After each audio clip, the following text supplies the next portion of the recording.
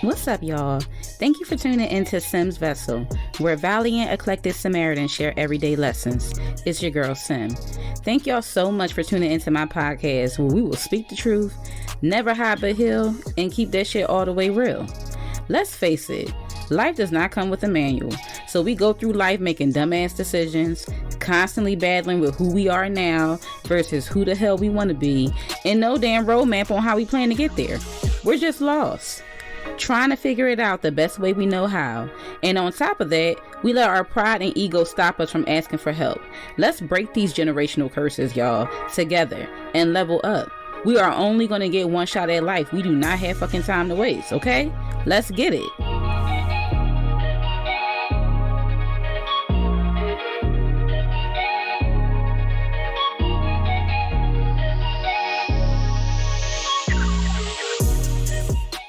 Hey, little uglies, and thanks for tuning in to the 8th episode on friendships.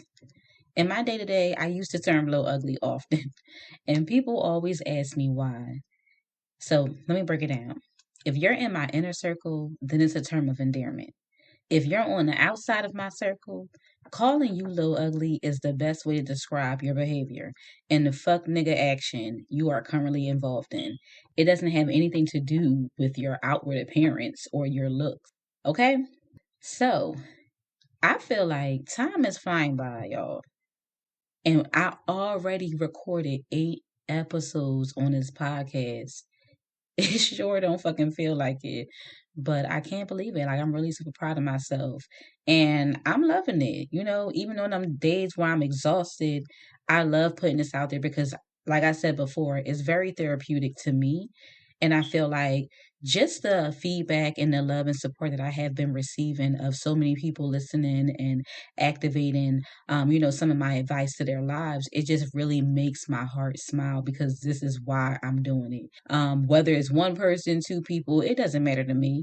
As long as somebody is really learning from some of my mistakes and my beliefs and just the way that I conduct my life, it really goes a long way. And I want to hear about them. So if you have been listening, please, you can text me, you can call me, however you feel comfortable, really sharing. I would love to hear what changes you have made since you've been tuning into my podcast. All right. Now, like I said before, this episode, we're going to be talking about friendships. So, I want to ask you guys a question because I always got questions and examples and shit. Ain't nothing different this damn episode.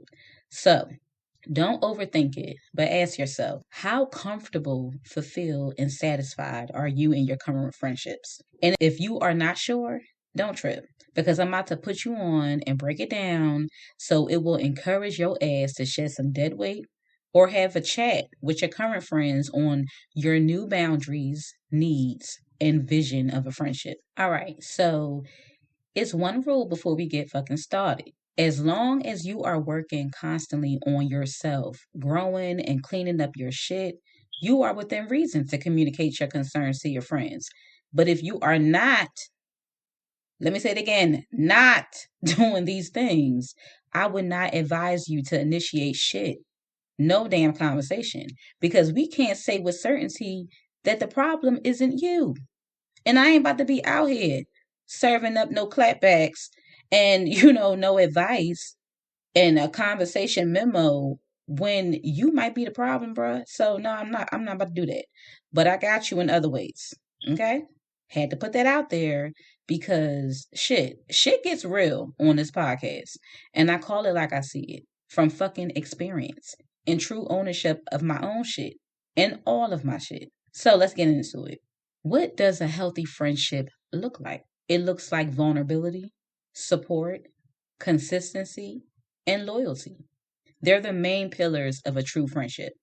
And you will be surprised how many people are lacking these necessary attributes in their friendships.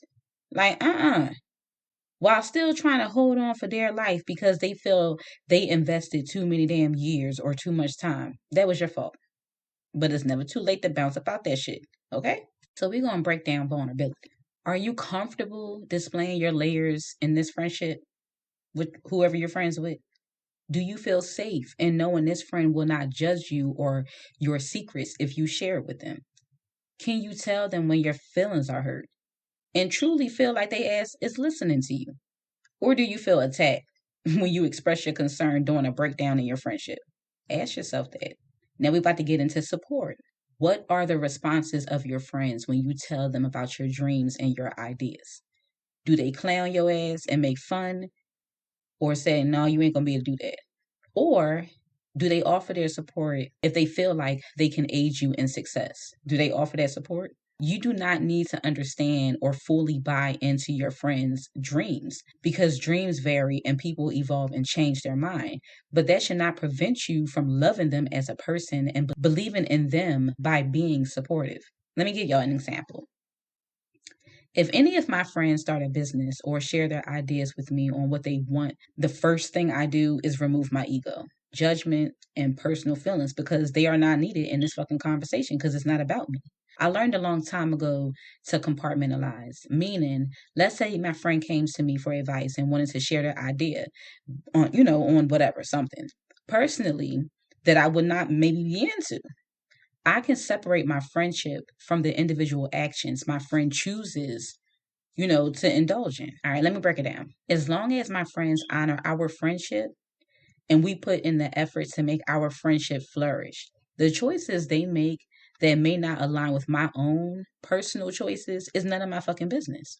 Nor will I ever judge them for it. Because what I choose to do that they're not into is none of their fucking business. And they shouldn't judge me for it. Get me? I will offer my opinion or suggestions if they ask, but I keep it separate because it's more important to me that they thought highly of me to ask my opinion and my suggestion. But the final decision is theirs and only theirs to fucking make. Got it? Now we about to get into consistency. What actions are you seeing consistently in your friendships? Because those actions will give you evidence of the patterns, whether it's good or bad. Is it a good pattern or a bad pattern they are demonstrating? Let me give you some examples of good patterns and bad patterns. Good patterns are conversations that have the same vibe every time y'all speak.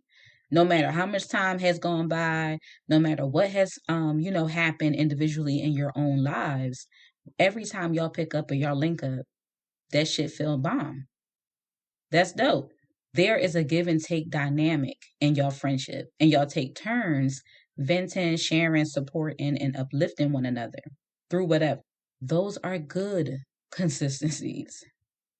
Bad inconsistencies, they're gonna be more like, these people, you show up for their birthday parties or their events, and then when you turn around, like they might come to one and then eventually they just drop off. And it's always an excuse, there's always something that's going on, but they be the first ones to send some shit to you so your ass can come to. Like, no. Like, your finger didn't broke?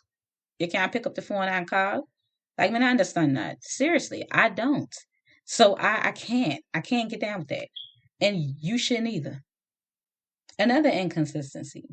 They are always figuring out a damn way to call you with all of their shit.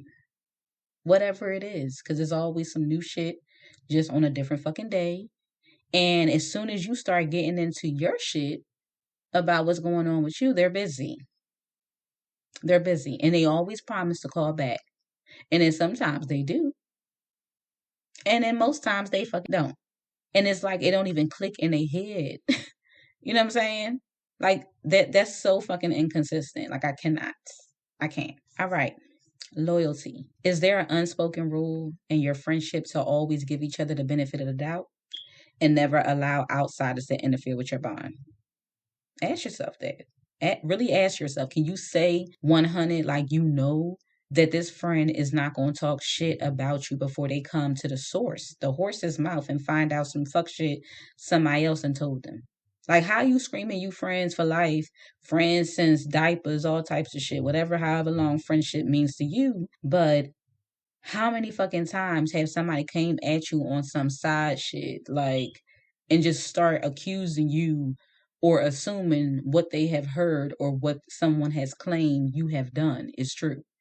Like, nah. I'm gonna need you to all the way back the fuck up and shut the fuck up, because you should have already from the rip came and had a conversation with me.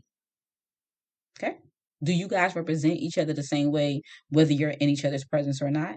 Like, is that friend really loyal outside of you? Are they going to still, vouch for you and make sure nobody talks shit about you or even think that they're in the space or energy to feel that comfortable?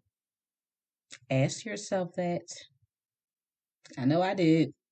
I don't know about y'all, but can't nobody talk about my friend. Nobody can talk about my friend. That is not tolerated. Not today, nor there are narastia. It cannot. Loyalty is having that understanding that there is no problem too big. Egos are left at the fucking door.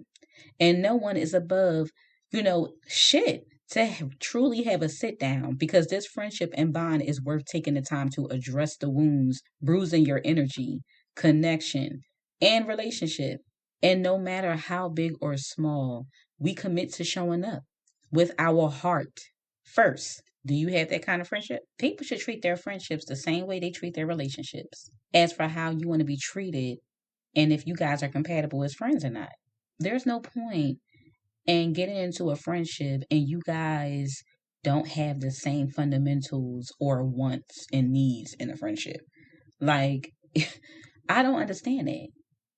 If you're someone who, you want to spend time, you really want to connect and bond with that person that's your friend, you really want to uplift them and have that family bond, then you don't need to be out there trying to be friends with someone who is not family oriented, in the sense, not even just with their family, because that as you can be family oriented with your friends. But if that's not a thing for them and they're more so always on the go and they're always trying to be in settings where you can't really bond and get to know each other and to continue to really pour in, that love, really feed your friendship, then why would you continue to be friends and think that your needs are going to be met the same way your friend needs may not be met? It's not going to happen. It's not going to happen unless that's something that you both want. If that's not a check off on the fucking list of attributes for a friend, then it's not going to happen and it's not going to be a good friendship, and you're going to just be doing that shit just because you may know each other for a while, but are you really going to be happy? No. So why are you staying in this friendship? Because 9 times out of 10 you may confide more in your friends than you do in your relationships, which is why I'm saying you need to treat your friendships the same way you would a relationship.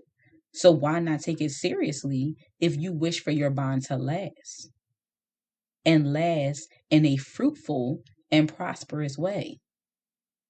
So let me get into, the bad patterns of a friendship with a negative ass vibe. You ain't gonna receive no fucking support in nothing. It doesn't matter what the hell you want to do, whether it's in a relationship, whether it's with work, whether it's with an idea you have, you will get no support. You're going to always have them fucking naysayers. They're going to always have the first negative ass fucking comment to make on how this is a stupid idea or that you shouldn't be with this person. Everything would just be negative. It doesn't matter. Y'all can be fucking talking about ice cream.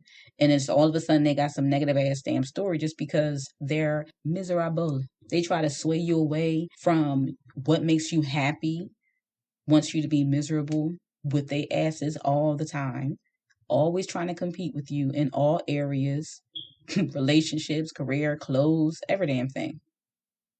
If you outgrew your friendship with each other, then communicate that. It takes more fucking energy, okay? Hear this again. It takes more fucking energy to be negative and hold on to people you are no longer compatible with. Friendship, relationships, cut it all the way the fuck out, because it's not going to take you where you want to go. And that's a healthy friendship. You should not feel drained as fuck when you're dealing with a true friend, because every time that you're around them is good vibes. Every time that you're around them, you know it's about to be a good ass fucking time that's about to go down. Good laugh, good talk, good eat, and good news on the next level, and how you guys want to grow and what you guys want to put each other on. That's the vibe I always want to stay in. And that's the vibe that I always make a standard in my friendships. I have different vibes and different bonds with all of them because I have to cater to them individually. Some of us, we might be mutual friends, but not all of us are. And even if we are, if I am that link, I have to make sure that I individually cater to their needs as a friend because they mean a lot to me. Because my friends are my family. Because friend is not a damn word and title I use loosely. Depending on our initial level of acquaintanceship and how we mesh or show up for one another will determine the level your ass make it to. We gonna see if you progress. Or you might stay on the fucking level that I met your ass on, depending on what it was. Or if I need to sit you down and update you on my motherfucking departure up out this bitch for whatever this is not and where this is not gonna go, nah, I'm willing to do that because for me, if I'm a friend, then there's nothing that you can't depend on me for. Like whether it's to pray for you, whether it's to uplift you, whether it's to support you, whether it's to give you that tough love, whether it's to see the things and really put you on to the stuff that you may be blind to because of whatever. We all got blinders on in certain areas of our lives. And sometimes it takes someone that has nothing but the most and sincere, genuine and sincere interest for you. And so, how many times have you been going down the wrong road, or you made a mistake, or you did something that was all the way the fuck avoidable? And one of your good friends told you this, and you did it anyway. And sometimes whether you want to admit it or not, it really allowed you to see a bigger and better light because you knew their intentions for you were pure and you knew they wanted nothing but the best for you. That's it. I really would encourage you all to learn your friend buckets. Every friend will not be a multifaceted fucking friend. And depending on your needs, that's okay. You don't always need that. But it's always going to fall under, you may have a friend that's just a supporter. You may have a friend that's down for a good time, and that's the fuck it. You only want to get a good time, a good laugh, and then, some months gonna go by, and then y'all might link up and do it again. But it's never gonna be anything, over the surface. That's it. Y'all just at the surface, and that's what the fuck it is. And that's fine. Because they're gonna be consistent and always a good damn time. That's fine for me. You may have a friend that's just uplifting. They have that bond where they're like that prayer warrior and they will pray for you and with you. You may have a friend that's into networking and partying, and it's like they always can put you on. They're the ones that's the connect. They always know a lot of motherfuckers and can give you references and referrals and reviews to go along with that so that it makes your life a little bit easier. I appreciate those. So shout out to y'all.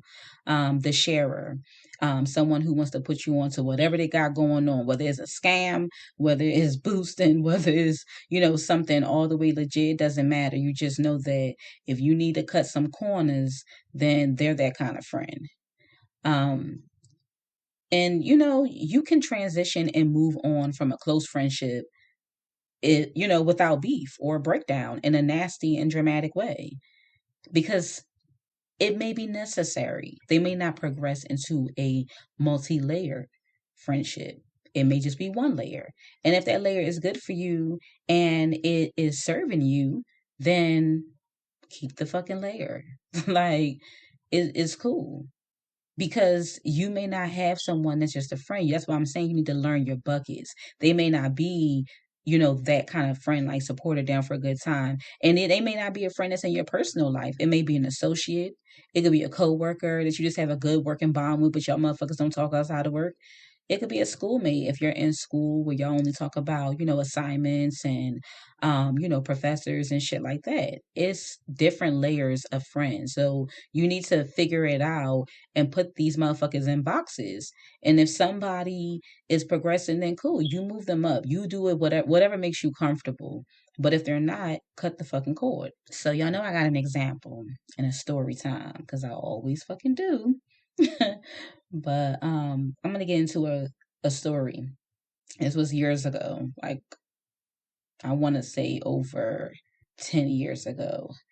Um, and I'm not going to say this person's name because it's not that serious. And her and I have forgiven one another. So this friend was a close friend, actually a best friend of mine. And she really became a part of my family because she had a, troublesome background. But when I met her, I still felt like she had a beautiful heart. And I really took a liking to her, and so much so that her children became my godchildren. So I was happy about that. And especially the youngest one, Tink, like that's my heart. And it's crazy situations happen, and especially I definitely wasn't on this healing journey yet, but I was starting to lead up to that because just everything in my life that I really cared about really wasn't going the way that I saw. So she began hanging out with a new crew, some new people, which that's cool because we always have friends outside of each other. But she started really feeling herself. And at that time, she fell on some hard times and she came and stayed with my parents. I wasn't living there, but, she, like I said, she was close to our family, so she was always around. She lived with us before. She was there for the holidays. Like, we were really close, so it wasn't a big deal that my parents took her in and the children. But she was, doing some shit that she ain't had no business doing, and tension started to rise. And long story short, I was on vacation visiting my cousin, and she was staying at my parents' house, and she ended up. I found out from a close friend that she was talking shit, like big shit, about my family. And regardless, like no family is perfect, and we may have words with one another, but it's never on no disrespectful shit. And can't nobody talk about my fucking family, like no. Yes, you got into the family. You were close with us, but no ma'am. Like that's just not something that you do. And especially going out there to talk to motherfuckers about the people that you're staying with. How is that okay? It doesn't matter what it is. Like it was to the point where you could have had a conversation with my parents or even myself and you didn't. So that was like a no no for me. At that time, I was thrown off. I'm not even gonna hold you. And I decided, I said, all right, when I get home, and I just had a lot of shit going on. Like I told you, that was like some of my dark years. So I knew that she was hanging out with these promoters, and that everybody, that's from back home in Philly knows the club we used to go to in the middle of the week. And I knew that she was going to be there because she hung out with the promoters. So I literally walked in there, had on some wedges. Like I was dressed, some shorts and a shirt for the club, but I wasn't like in my regular shit, which is like team naked, but we're not going to get into that. But I was in some regular shit. And all I know is I came from the airport. My guy sis picked me up, and she drove me to the club, and she was like, you sure? Because I had already told her what I was going to do, but because I was just so calm, like everybody just really couldn't take me. But most people who know me know when I'm about to snap, I'm calm. I smile, actually, and that's exactly how it went down. So I walked in there, and ominous and just give her one good blood clot lick across her face. And I just kept hitting. I kept fucking hitting her in her face because I was hurt. It was like with every punch, I was just letting out some steam, some anger because like I said, she was my best friend. I looked at her as family. And to me, like that was something that crossed the fucking line. And so I kept hitting her until they pulled me off, security pulled me off, and they took me out, and like the promoter was like, yo, like what's going on? I was just like, listen, it's some personal shit going on, and like I apologize for coming into the establishment and doing all of this. And the crazy fucking thing is we stayed. We stayed at the fucking club, and then when we was about to leave, it was mad folks outside. Like she called mad people up there, and I'm still outside in the shock. Even at the club, like I wasn't myself. Like I really wasn't dancing, because I was still pissed, and I could still see her. But I told the promoters that I wasn't going to start a fight or hit her anymore. Like, I already felt bad. Honestly, I really fucking felt bad and I was embarrassed and I never should have done that. Regardless of however, whatever she did to me or how much she hurt me, I should have never done that. And so things like that will put my hands on people. It really changed. And I don't think that she knows that, but it really changed after her. But I did have one slip up after that, but we're not gonna get into that. Maybe in another story, another podcast. But I really felt fucking bad, and it was all these people outside, and it was like a fucking free fall. But I was still in shock. The crazy thing about it is that I hit her. She never fought me. She didn't fight me back, and once I was off of her, it was just like that's what it was. But outside after the club, when everybody else was fighting, she never, like, they knew that it was me that was fighting her, but she wouldn't allow anybody to to fight me. And I was ready. I was still in a state of shock, but I was ready because I mean, sometimes that's what the fuck happens when you fight somebody. Motherfuckers bring other motherfuckers in the shit. That's just what it was. But after that, her and I talked, and we were able to squash the beef, and we both kind of felt bad. But unfortunately for me, the trust was broken. So I can forgive, but I would never trust her again with my heart like that. And that kind of was the end of our friendship. So I say that to say you have to make sure that you take the time to have a conversation with the people that you call your friends if you feel like you guys are going in the wrong direction. I don't understand why people feel like they can't walk away from a friendship without it reaching a boiling point. You can, and that's something that I have practiced, with my friendships going forward. And I don't stay any longer than I have to anymore.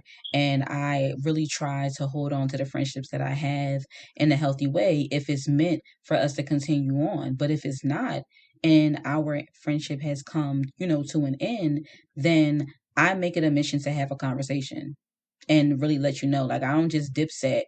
I tell you why I'm leaving and why we are no longer compatible as friends. Now, some people, after I pulled them to the side about, hey, like, you're not meeting my needs as a friend. Like, things have changed and you didn't give me a PSA. You didn't give me nothing, no type of fucking update that your fundamentals of a friendship has changed, because let me know so I can have the decision to be like, all right, this ain't it. It's been real. I wish you well, and we go on about our damn way. You're gonna have friends with a lot of the same morals, beliefs, and things in common, but understand it is not a fucking necessity to have all similarities in friendships, because friends with opposite interests, they still mesh well. As long as your outlook on adult friendships align and you have those four pillars that we discussed earlier. If your ass was not listening, let me fucking repeat them: vulnerability, support, consistency, and loyalty. Protect your energy at all fucking times too. Don't forget that. Especially in these friendships. Love yourself and learn to be your own best friend first. That's what I did. And when you do that, you won't depend on friendships or any relationship for that matter to feel whole. You will already feel whole by your goddamn self. And that's what you want. So whenever you meet other motherfuckers, whether they're friends or, they're a lover or an interest, it's a bonus, not a fucking necessity. Okay? Sometimes you don't grow because your energy is stagnant, because you've been surrounding yourself with people preying on your downfall. And not because they are terrible people. Shit. They're just showing up with their fucking hurt inside of their heart from trauma, adversities, and generational curses they allowing to hold their asses the fuck down.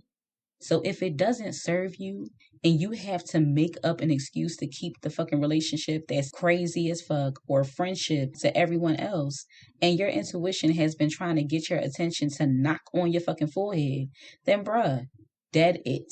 And free up your time for number one, loving yourself and redefining your standards, healing and forgiving yourself.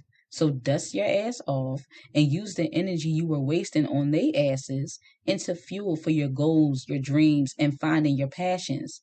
Wouldn't your ass rather be exhausted from grinding for your passion to claim the life you want Or do you want to waste energy on people no longer serving you? We not here for that. So clean that shit up and only make time for people who replenish energy, not deplete it. They don't compete, but cheer you on and celebrate as if it was their accomplishment. It's okay to choose you and do you. All right. So that's it for this episode, y'all. Tune in next week, Sunday, for episode 9, entitled Free Will. That's it for this episode, y'all. As always, thank you for tuning in to Sim's Vessel Podcast. I really appreciate the love and support. I pray you were able to take away something from this episode or pass it along to somebody in need. Remember, a seed can't grow unless you water it. So get your ass up and bless up. I love y'all. Later.